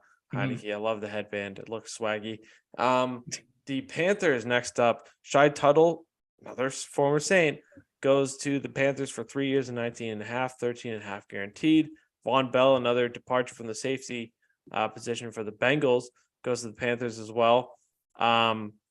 Andy Dalton, next stop on his illustrious career, goes for 1 Yeah. year and $10 million for 8 guaranteed and $17 million max with incentive, so he could really cash out. They're also hosting Adam Thielen. Looks like the first reported destination for a free agent visit for him. We'll see what happens. They could certainly use him. Hayden Hurst, 3-year deal for him. I mean, he cashes out. Don't think he's a great tight end, but they wanted to pay him, so they did. And most recently, Miles Sanders departs from the Eagles and signs a deal with the Panthers. I like overall what they're doing, but it's a team that is very much a wait and see mode. Will it be CJ Stroud? Will it be Bryce Young, or will it be Anthony Richardson? Yeah, I think there was definitely some things to like. They say screw all of you and draft a defensive player. We'll do something, really wild. But yeah, I mean, stupid. Yeah, that would be very, very stupid. No doubt about that. But yeah, I mean, it was crazy kind of the season they had last year, obviously trading McCaffrey, and then they finished the season pretty strong, had some games that they were right there. Maybe a couple of pieces short. You're seeing them obviously add, the Dalton one is the interesting one to me because like there were times last year he just looked absolutely cooked. So I'm surprised he's still getting contracts in the NFL a little bit. I like Hurst, like you said, not the greatest tight end on the planet, but definitely does some things well. Was pretty reliable for the Bengals when he was out there. And then, like you said, the Sanders deal that broke right, it seemed like at the start of the show, that's a really good get for them too. Yeah, I mean, they're off to a solid start, a little rebuilding here. Yep. Jawan Johnson stays with the Saints, 2 years, $12 million. James Winston re-signs as well, max value of 8. Michael Thomas re-signs for a year. Kalen Saunders and Nathan Shepard, 2 of those reinforcements on the D line, both signed with the Saints, and Jamal Williams signs as well, departing from the Lions. The Saints get an electric factory with Jamal Williams. I'm just looking forward to really what he's going to say that catches the media's attention this year. Yeah, I was going to say, funny guy. Yeah, interviews are always an absolute spectacle. And then a good 1-2 punch with him and Kamara. Like that's a solid running back room right there. I'm shocked Jameis Winston went back to the Saints. Like I figured he would have, especially after last year. And again, like I said, how bad Andy Dalton looked at times, and the Saints just never really wanted to go to Winston. I would have thought he maybe would have tried to test the waters a little bit, maybe go out and get a job with like a Washington or somewhere that, had some more quarterback questions. But like him going back there to be the backup to Derek Carr is a little surprising to me. Yeah, I mean, you can't really. You can't blame him for taking the money if that's all that was there. No doubt about that. But like, I'm just surprised that no team, again, with more uncertainty at the quarterback position came calling, was like, hey, we'll give you a shot maybe in training camp to win the quarterback position. Unless teams just think Jameis Winston's washed and then his career's over. But like, I don't know. That's fair. Yeah. I love Jameis, but it's fair. Yeah, absolutely. A team I would have loved to see him go back to was the. Well, that's what I mean. Like, exactly. Give him a second chance. Like, I don't know, just give it a try, see what happens. I get you, man. Jamel Dean, who I wouldn't have hated for the Patriots at this price, 4 years, $52 million, stays with the Bucs. They also signed Anthony Nelson, 2 years, $11 million. Baker Mayfield for 1 by 8.5, and Levante David re-signed for 1 year. This is a team in limbo post Brady, and it's a start. It's a start. Yeah, I think that's really all it is to me. Yeah, say what you will about the quarterback. I think obviously Mayfield a smart play there. Maybe the Buccaneers look to, obviously they have Trask, so that he's going to be in the running, I think, to win that job as well. But a decent move there. Mayfield shows some things with the Rams that obviously caught the Buccaneers' attention. Again, would have liked Levante David, would have liked Jamel Dean. They stay there. So like you said, Bucs kind of in limbo. It'll be interesting to see if they do anything else, or maybe, what they end up doing in the draft with so many question marks. Yeah, we'll see what happens.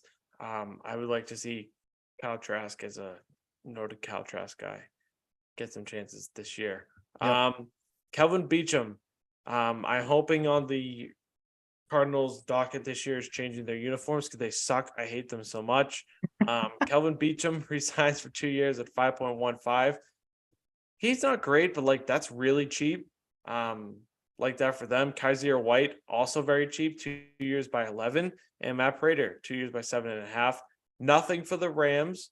Javon Hargrave, one of the bigger moves, signs a 4-year, $84 million contract, one of the big departures for the Eagles.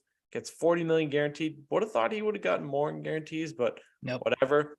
Sam Darnold is the latest to join the QB room with the departure of Jimmy Garoppolo and the uncertainty of the health situations of Trey Lance and Brock Purdy. So we'll see what happens there. Deshaun Gibson resigns for cheap for 2.9, for 1 year. And Jake Brendel signs a 4-year contract with a max value of $20 million and $8 million guaranteed. Pretty good value for your starting center.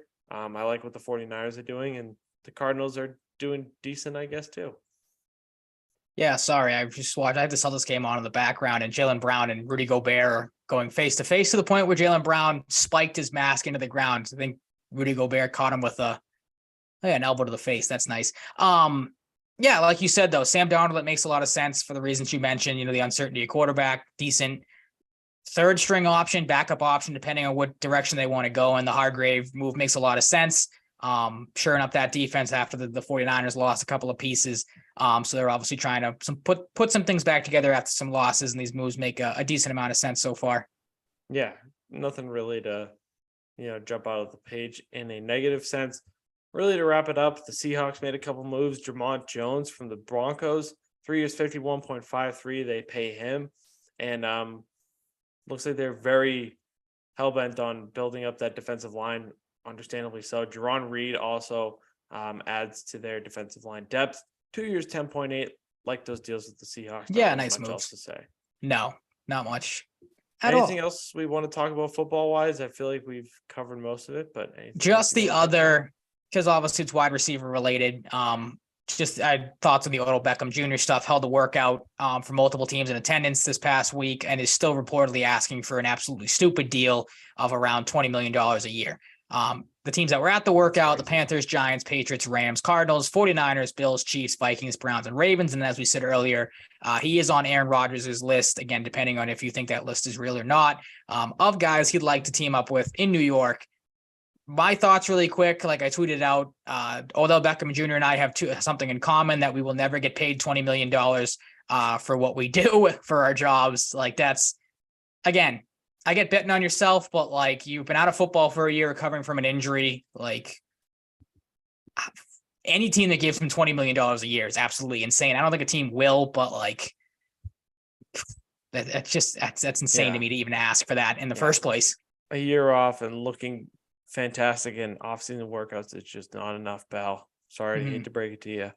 But I don't know how much the off-field stuff factors into. Sorry to cut you off, but like obviously we talked about the acting like an asshole on the plane when that happened. Like I can't imagine that's a good look for him, and teams will want to have to deal with that. So again, if somebody offers him $20 million a year, all the power to you. I think it's a really dumb move for whatever team does that, and I hope it's not the Patriots. Yeah, I am in the same boat. Before we get into hockey real quick, I want to give a shout out to our biggest fan, Matt Doran, who will be listening. He's not listening live because he's celebrating tonight, but it's his birthday tonight. So shout out to Matt, my roommate. Oh, I was going to say, I'm like, isn't he in the next room over? Like, no. He's just like not like listening through the wall. No, he's having dinner with his family right now. Okay, shout out to him. Yeah, absolutely. Biggest fan of the show. Happy birthday to Durango. I kind of was hoping when you did that, he like popped in the corner, was like, "Hey, thanks, guys," and just kind of dipped back out. That would have been funny. Yeah, that would have been great. Yep. Happy birthday, obviously. Yep. Happy birthday, Durango. On to the Bruins, though, after a lengthy football segment. The Bruins are stumbling a little bit, but panic? Question mark? No panic. Okay. No panic. Fair enough. All right. No, very small panic. Where is you gave us the Celtics list. Where is the panic level on, does it even make the list? Like 2%. Okay, fair enough. 2%. Because I mean, you lost the Blackhawks. You got to panic a little bit. Yeah, not great. Blackhawks, worst roster in the league. Back to back with Detroit's home and home. Not Detroit's Detroit. They're not. That's not a plural state. No revenge games for Tyler Bertuzzi. Detroit's not a state at all. Oh yeah, that's true. It's not a state. Yeah, Wet it's not brain. a plural state. It's not a state in the slightest. Yeah, I mean, I'm on a heater. Mhm. At home, you win 3-2. Allmark plays pretty good, 29 saves on 31 shots. You make some history as well. 50 wins, you clinch. 50 wins in 64 games is the fastest ever. Tough start in this one, though. It didn't get off the sunshine and rainbows. You let up a shorty. You let up a power play goal in the first 4:32 of the game. But you bounce back. A little nifty pass from Coyle to Lindholm to get them on the board. Classic Bergeron goal on a redirect. And Garnet Hathaway takes a great time for his first, the big Sally. They win 3-2 there. They lose the next one, though, on the road in Detroit, fall to 50, 10-5. Jeremy Swayman makes 21 saves and 25 shots. Convinced the Bruins are a sleeper agent for revitalizing Alex Chiasson's career. He scores 2 goals in as many games. They score back-to-back shorties, penalty killing slipping a little bit. On top of the power play not being great over the past month or two. Not ideal. Which needs to change. Grizzly gets them on the board in this one. DeBrusque scores on his patented breakaway flutter shot in the left corner. Pastrnak scores number 46. You just can't give him that much time. But Andrew Cobb plays spoiler in this one. When the Bruins were down 4-1. I took their live money line, almost hit some big money there. But they lose in this one. And I lose as well. Mm-hmm. As did I. I took it at 4-3. Yeah, I wasn't as bold as you, but should have taken it earlier, but also shouldn't have because it didn't hit. Yeah, you shouldn't have in the slightest. Yep. Yeah, it's the double entendre. That's okay. I made a worse decision last night, so yeah, it's okay. It's okay. Yep. You know, sometimes you just lose. Sometimes you win, sometimes you lose. Losing more so than not. Yep. On Pi Day, they go to Chicago. That's right. Shout out to my neighbor Mike Hardman. Gets called up to play his former favorite team growing up. First NHL game of the season. Signed with them out of BC last year. One of the more rough games for the Bruins of the season. One of Allmark's more rough games of the season at times as well. He only makes 23 saves on 28 shots. The first goal, when I knew this game was going to be weird, was that kind of goofy goal from Mackenzie Entwistle. Second goal in as many games from Lindholm, though. He's bouncing back. He took that second Detroit game off with a foot injury, came back, scored. Bertuzzi gets on the board in this one. Great feed to Frederick for a big goal. Zacha struggling to hit the net in this one, but he hits the net on one of those chances and it finally goes in. He's tied for his career high in goals, and I think he's already surpassed his career high in assists, if I believe. So the career season continues for Pavel Zacha. And Taylor Radish stole the show in this one. Part of the Brandon Hagel trade, for anybody who remembers last year, that big blockbuster. He has his first career hattie. I believe he might have hit 20 goals as well with this hat trick. Nice for him. He's an underrated player, I think. Definitely one of their bigger contributors given their AHL roster at this point. One of the big things in this game, though, was the Forbert and Clifton duo at times. It was not good. Not good. Both -3. Highlighted most by Boris Kachuk, who's not known for his offensive prowess. Walks Derek Forbert, scores. Not a great game for them. Things were in disarray. Bad first period, and it's kind of just some catch up, and the Blackhawks just kind of having guys playing for jobs that made this game a pain in the ass to try and win. And you lose. It sucks, but they lost. A lot of AHL guys, like I said, fringe guys playing for jobs, and they play better in front of their home crowd fans. Just happens sometimes. It sucks. You're losing to the worst roster in the league, but just the nature of the beast. The first consecutive regulation loss all year for the team. You just can't have Sky's more falling. Yeah, you can't have 13 more shots than the worst team in the league and lose by 3 goals. That's just really what it comes down to. Yeah, And I mean, it's watching bonkers to say these are the first regulation losses back. Isn't it? Yeah. I'm with you. I'm not. I mean, I put the poll and the tweet out there last night jokingly because again, that was going to be the theme for me is with all the panic of all these teams, if there is any. But it is at least to me a little concerning, how they've started these games. They've come out sluggish. It seems like I mean, even in the win, they were down 2-0 or 2-1, I think, in that win against Detroit. Yep. Coyle even said it last night. I heard I think in the first intermission, his interview talking about it, the starts have been great. We know we need to get out and be better. So like, you hope they can clean that up. You mentioned it. The power play has been abysmal. Like it is in the worst stretch it's been in all season. And I wonder, obviously Jim Montgomery's trying to do a lot of different things. Obviously when things are struggling, you're trying to move some stuff around. I wonder if he's starting to maybe overthink it a little too much. I don't know if you feel the same way with like all these different combinations. Maybe that's what's playing into things struggling a little bit. I don't know if, like I said, if you have any thoughts on that. But again, like you said, Chicago, they look like the hungry team last night for the reasons you mentioned. Just the Bruins kind of, I don't know, sleepwalking through these games has me a little bit concerned. I think they'll come out of this stretch. They're not going to go into the playoffs like I said earlier with the Celtics limping in or anything. But like, again, the way they started these games, you'd like them to come out a little bit, with a fire under their ass, it seems like, and play, like they've been playing, like we've been accustomed to them playing all season. Yeah, that's really, I feel like where most of fans are at. And it's one other note that's been funny this past week is all the paper transactions with Jakob. Yes, I know, right? Yeah. I feel like a lot of people are like upset about this because they feel like he's going back and forth between Boston, Providence, or wherever they're traveling all the time. Mm-hmm. They're paper transactions. They're emergency recalls for injuries. That's what I was worried. That's what I was worried about. I'm like, this poor fucking guy, just jump on a bus, come back, jump on a plane, fly, but like, yeah. All right, so that shows how much I know. Yeah. But yeah, I feel like a lot of people were in that mindset. So for anybody who thought that was the case, rest assured that wasn't the case. That would be pretty brutal for him. So no frequent flyer miles or anything like that for Lauko. Damn, it stinks. That'd be pretty inconvenient for the Providence Bruins as well. Mm-hmm. As he's a pretty important player for them. Upcoming for the Bruins, 3 more games on this road trip. You got Winnipeg tomorrow night. Kyle Connor's pacing them on the score sheet, 73 points, including 27 goals in 68 games. They're stumbling a little bit lately, and Nashville sold off a little bit despite getting Tyson Barrie in the process. They're creeping up on the Jets, so this is a big game for them. This is a team that got a guy from the Nashville Predators and Niederreiter. They're looking to stay in the playoff mix, and this is a big game for them. Minnesota. Kirill Kaprizov, unsurprisingly, pacing them in the score sheet.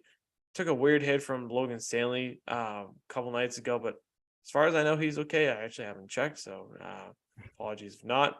They haven't lost in regulation in the last 10 games. They're 7-0-3, so we'll see what they bring to the Bruins at home, playing in front of the hometown fans. And then you got Buffalo, another team playing for a lot. They're 5th in the Atlantic with 71 points, 33, 28, and 5. Tage Thompson, unsurprisingly, leading them in scoring. Still 87 points with 42 goals in 68 games. This is a massive, massive game for them. We'll see what the standings are like once we get to this game, but they're currently trying to catch the Panthers and the Islanders, so every point counts, and they're probably going to come out firing at front of the home crowd. Then you go back home. Ottawa, again, they played Ottawa at home like a month ago. They are 33-30-4, just a point behind the Sabres. So another team battling for playoff position. Every point matters to them. Tim Stützle is having a fantastic season. Leading them in scoring 73 points in 63 games. Like I said, similar predicament to Buffalo. And this will be our first time looking at Jakob Chychrun against the Bruins as a member of the Senators. So that'll be fun. What are you looking forward to, and what is important to you at the head of this week? Oh, like I said, obviously getting off to a fast start, but it's interesting the stretch. We talked about it with Celtics earlier of like you're getting tonight specifically, you're getting a Minnesota team that's kind of like fighting for their lives, being the 7th seed. And again, kind of right in the middle of that play-in spot. I don't really know what their playoff future looks like. You said it. There's a couple of teams on this upcoming schedule where you said the same thing. They're kind of fighting for seeding their playoff lives. So the Bruins obviously going to get those teams' best shots. You're going to come out, like I said, get off to a fast start. Because if you keep playing the way you're playing, obviously you're going to be dropping these games left and right if these teams are going to come out and play hungrier than they are. So just get back on the right, line or, right the ship, whatever cliche you want to use. And again, I think they will. Like, I'm not overly too worried about things. I think you're just getting into the dog days of the season at this point with, maybe some guys are tired. Maybe this is a stretch you look to start giving some guys like Bergeron or Krejci some rest. You have a playoff spot locked up. Do you want to go for that record? Do you want to go, depending on what the seeding looks like? Obviously, you want the 1 seed, of course, but the records. That's fair. Yeah, fair enough then. Clear, so all right, that answers my question then. But so yeah, maybe this is a stretch that Buffalo are definitely the Minnesota Buffalo back to back. You might look to give at least one of your veteran guys the night off, or just play them less minutes, something like that. But just again, get some things figured out. I'm sure they're gonna be fine. They're not gonna start losing games left and right here by any means. They'll be okay. What do you think if you had to? We'll see if they come out of this stretch like 1-3 or 0-4 or something. Maybe we'll have a different tone, but then we might have a problem. Yeah, absolutely. Yeah. But again, like they went on that stretch before the All-Star break. They were dropping games. They came out of that and were perfectly fine. But like I think I asked you earlier, power play stuff. Do you see anything that like is overly glaring to you, or what the problem might be? Would you just put your coaching hat on? What would you do to fix it? Like I said, maybe a little too much tinkering on the power plays, or where are your thoughts at with that moving forward? Yeah, I don't know. I like the idea of Orlov on power play 1, but I would like to see Lindholm there personally. Maybe Krejci at the point. And I think they're just in a funk. I don't really think it's anything super specific. I just think they're in one of those stretches. Unfortunately, it's been going on for a while, and I don't think it's been like the same trend the whole time. Dating back, I feel like to like early January, maybe a little bit, give or take. But most recently, I feel like it's just a funk. I think they just need to find their mix. Things were thrown off a little bit by Hall's injury. Trying to integrate Bertuzzi, maybe in that power play going forward. I think they'll figure it out, but I really just think it's a funk. I don't think there's anything too pressing to, go into film study from my perspective for. I think they'll figure it out. They, they have the ability to figure it out. So gotcha. Unless it extends like the next couple weeks, I think they will figure things out. All right, fair enough. Clear by saying it like 4 times, but no, I gotcha. So just to, like I said, at least my theme for the night: panic level for teams. Celtics kind of up here, Patriots maybe somewhere in the middle, Bruins, like you said, like this much. Good, good tiers. All right, agreed. Works for me, buddy. Agreed. Celtics panic level might be rising though. They're only up 1 point against Minnesota going into halftime, so that's another not great there either. We'll see by next week. But hope my parlay on them hits. That is going to wrap it up for episode. True. That is going to wrap it up for episode 134. Again, thank you so much for listening. You can find us wherever you get your podcasts. You can find us on Twitter as well at Mike_Cratty, at Ryan_Salvaggio, and at Salvaggio and Cratty pod. Find us on TikTok as well. Throw the name of the podcast in the search bar. Should be able to find us, no problem. Stay safe, stay healthy, be nice to people, all that good stuff.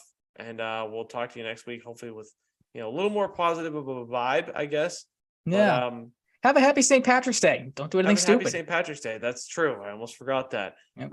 As an Irish boy, that would have been bad. Yeah, that would not have been good for you.